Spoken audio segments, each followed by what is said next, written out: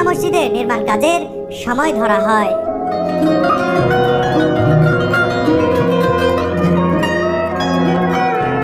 নবীজি সাল্লাল্লাহু আলাইহি ওয়াসাল্লামের হস্ত মোবারকে ভিত্তি দেয়া পবিত্র মদিনা মসজিদ নির্মাণের জন্য নাজ্জার গোত্রের সাহুল ও সোহাইল নামের দুই যুবকের কাছ থেকে প্রয়োজনীয় জমি কিনেছিলেন। এই জমির ক্ষুদ্র অংশে নবীজি সাল্লাল্লাহু আলাইহি ওয়াসাল্লাম বাসস্থান নির্মাণ করে বাকি পুরো অংশেই মসজিদ নির্মাণ শুরু করেন।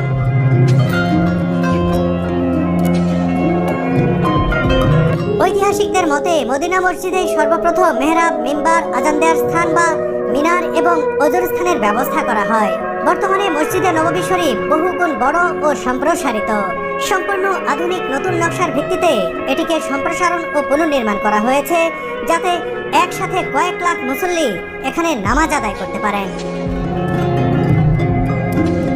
মেয়েদের জন্য মসজিদে নববীতে দুটো জায়গায় নামাজ পড়ার সিস্টেম করা আছে।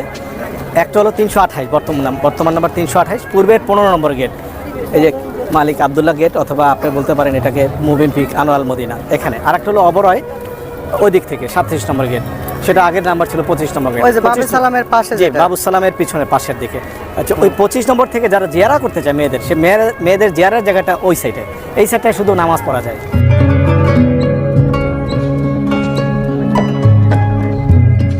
পবিত্র জমজম কূপের পানির অনেক বুথ রয়েছে এই মসজিদে।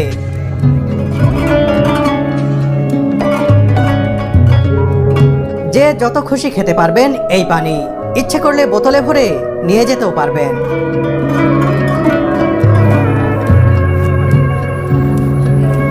মসজিদে নববীর বাউন্ডারি ওয়ালের ভেতরের বিশাল চত্বর থেকে এবার আমি 5 নম্বর গেট দিয়ে ভেতরের নামাজ আদায়ের জায়গায় যেতে চাই।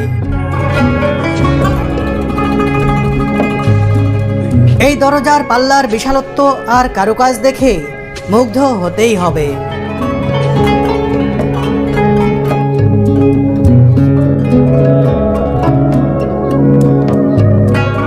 আমি মসজিদে নববীর একেবারে অভ্যন্তরে প্রবেশ করছি।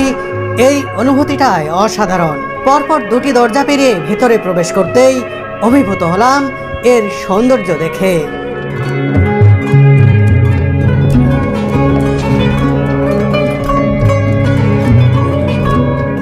নান্দনিক সৌন্দর্যের এই অভ্যন্তর ভাগটা এতই বড় যে এপাশ থেকে ওপাশের শেষ প্রান্ত যেন নজরে আসে না সহজে। ভেতরে নামাজের ওয়াক্ত ছাড়াও দিনরাত 24 ঘন্টা ইবাদতে মগ্ন থাকেন হাজারো মুসল্লি।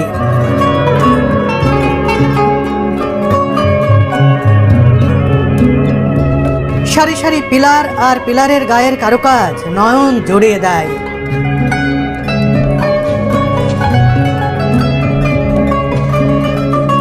সেই সাথে এখানকার মোহনীয় পরিবেশ মনটাকে শীতল করে দেয়। পবিত্র মসজিদে নববী মুসলমান শাসকদের দ্বারা বহুবার সংস্কার ও সম্প্রসারণ হয়েছে।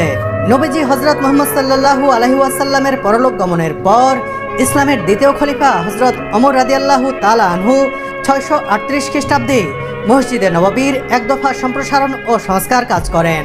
এ সময় মসজিদের উত্তর দিকে 30 হাত, দক্ষিণে 10 হাত ও পশ্চিম দিকে 20 হাত জায়গা প্রশস্ত করেন।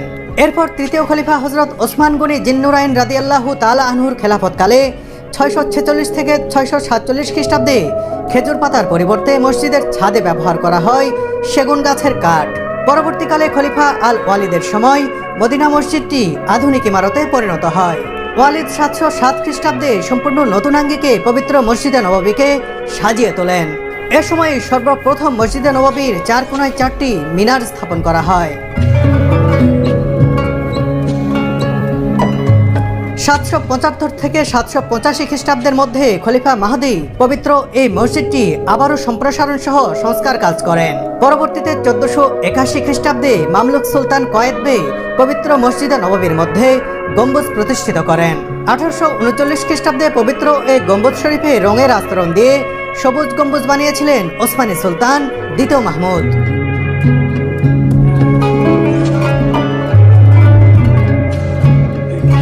সর্বশেষ আধুনিকায়নে 1948 সালে পবিত্র এই মসজিদের নবসজ্জা ও রূপদান করেন সৌদি বাদশাহ আব্দুল আজিজ ইবনে সৌদ।